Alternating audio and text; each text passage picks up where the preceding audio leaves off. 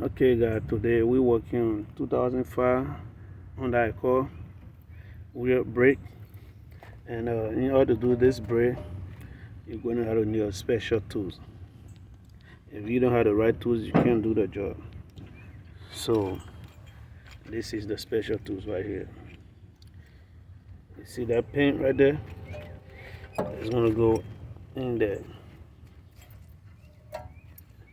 So if you fit that in, keep turning until this pin go back in.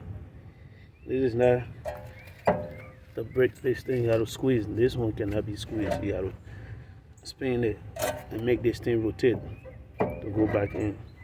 If you can't do it, that ain't gonna work for you, man. You're gonna spend all day on it. So you need this type of tools. You can get this off Amazon or eBay. You go to AutoZone or Riley's Advanced Auto, Harbor Freight, all of the above. If you want to do this job, you need this for this type of job. And there's different type of tools here for different job. So stay to it.